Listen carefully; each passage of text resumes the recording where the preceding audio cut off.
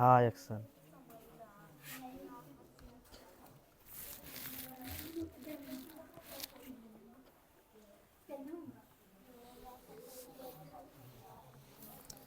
चलिए देखिए पिछले लेक्चर में जो पढ़े थे उसके आगे ये लेक्चर कौन सा होगा? 5वां ना। कल चौथा लेक्चर हुआ था, ये लेक्चर 5वां।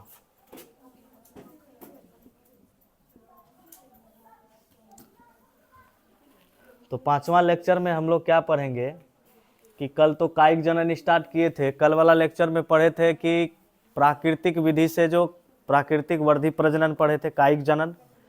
तो कल पढ़े थे जड़ के द्वारा, और जड़ के द्वारा जो कायिक जनन होता है वो शीशम के पेड़ में होता है, शीशम के जड़ द्वारा, शीशम के पौधे में जड़ द्वारा कायिक जनन होता है। और किसके बारे में बताए थे? परवल के बारे में। और किसके बारे में बताए थे? शीशम तो बोले, और शकरकंद के बारे में, डहेलिया में, ये सब में कायिक प्रवर्धन होता था, लेकिन प्राकृतिक विधि से होता था। और किसके द्वारा? जड़ के द्वारा।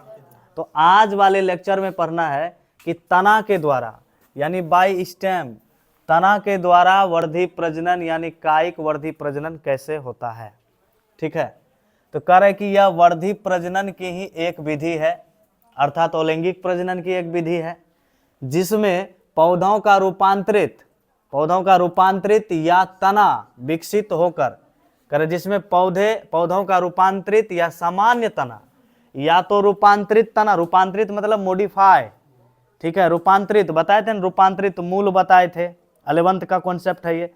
रूपांतरित जड़ बताए थे, रूपांतरित तना बताए थे। तो वही कह रहा रूपांतरित तना या सामान्य तना विकसित हो करके क्या बनता है? नया पौधा बन जाता है, और इस द्वारा वर्धी प्रजनन जो है तना द्वारा वर्धी प्रजनन कहलाता है।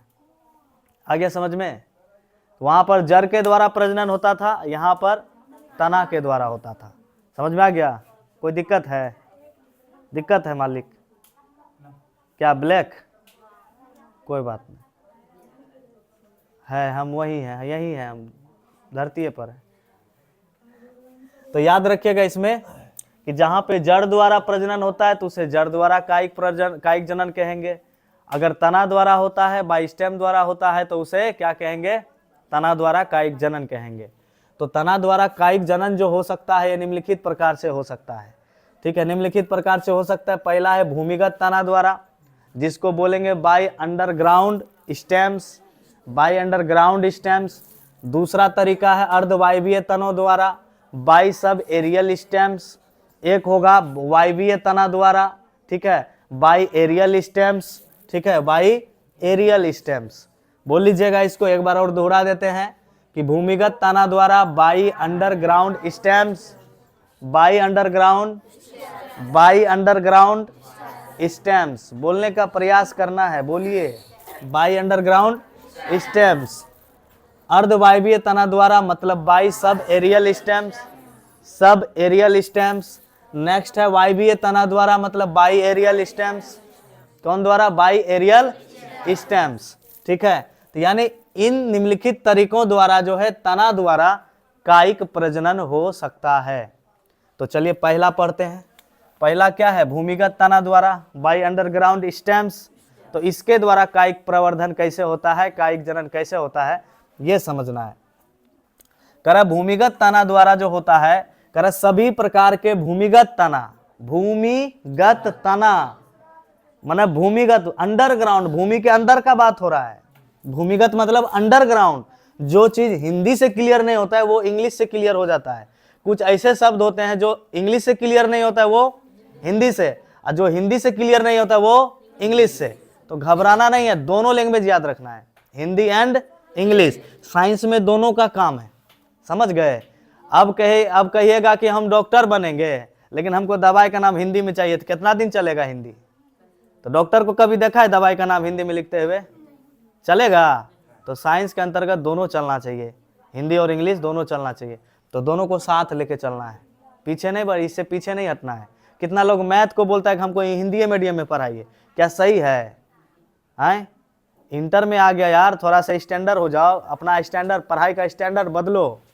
ठीक, तो आजकल जो मतलब अपना बिहार बोर्ड में जो पावर है ना मैथ साइंस में, किसी में पावर नहीं है। समझ में आ गया?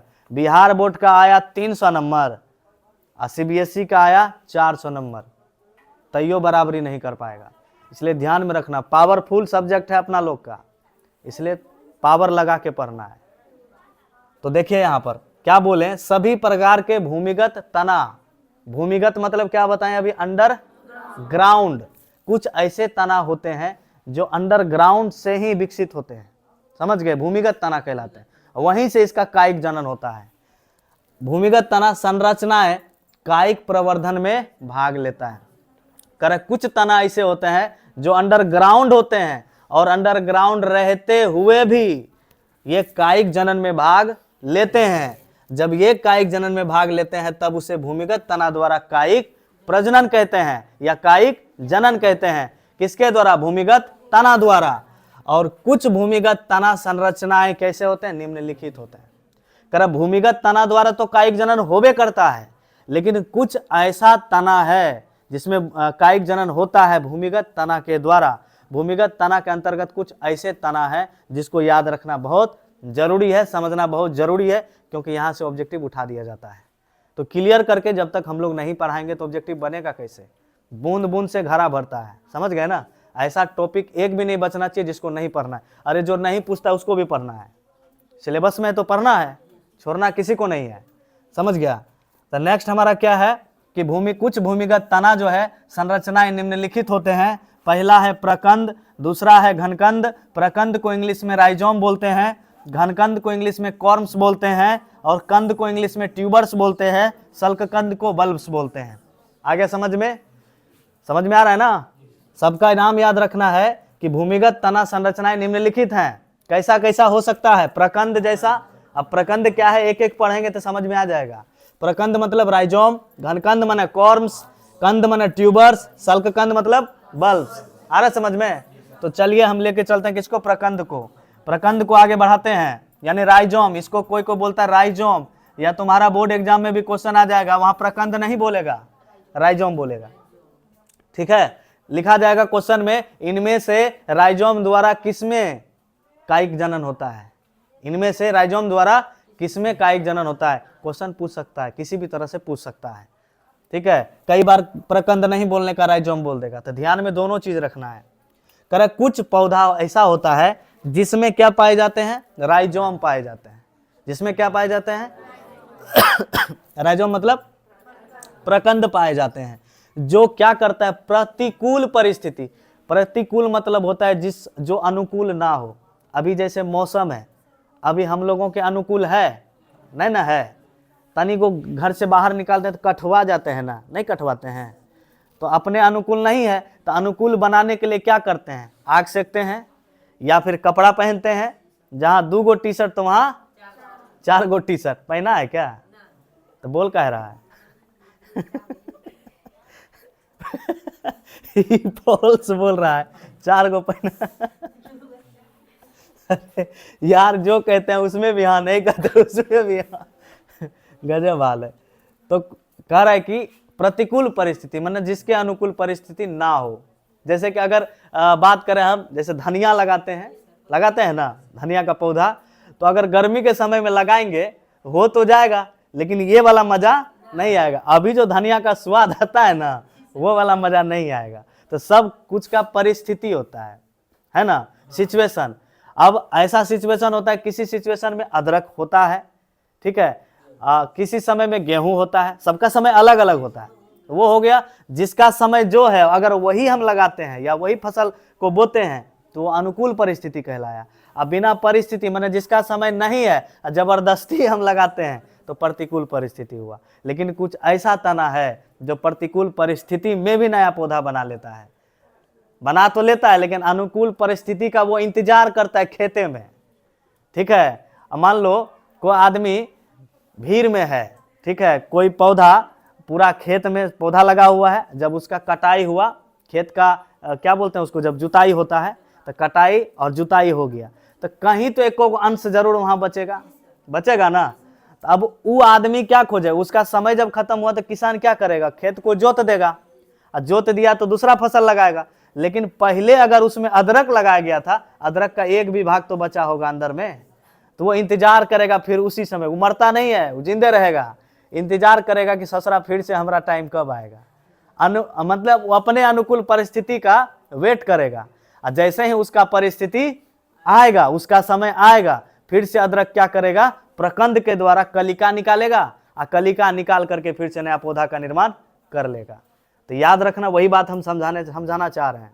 ठीक है, इसमें लिखे हैं, कह कुछ पौधा ऐसा होता है जिसमें प्रकंद पाए जाते हैं, और जो प्रतिकूल परिस्थितियां में भी, प्रतिकूल माने उल्टा, जब उसका समय ना रहे फिर भी प्रतिकूल परिस्थितियां में भी भूमि के अंदर दब जाते हैं या रह जाते हैं, रहते हैं ना, रह जाते हैं, और अनुकूल परिस्थिति आने पर रह करके वो इंतजार न करता है, मेरा टाइम आएगा, अपना टाइम आएगा, अपना टाइम आएगा। इंतजार करते करते जब इसका टाइम आता है, तो अनुकूल परिस्थिति जब आता है तो क्या करता है, अपनी कलिकाओं द्वारा तो फिर अपना हाथ पांव चलाने लगता है वो। समझ गया? तो ये अपना हाथ पांव, जैसे इसका समय आया तो अपना हाथ पांव चलाया, माने कलिका निकाला। ठीक है, अपना कलिका द्वारा क्या किया, नया पौधा बना लेता है। और ये सब गुण पाया जाता है किसमें, केला में। किसमें?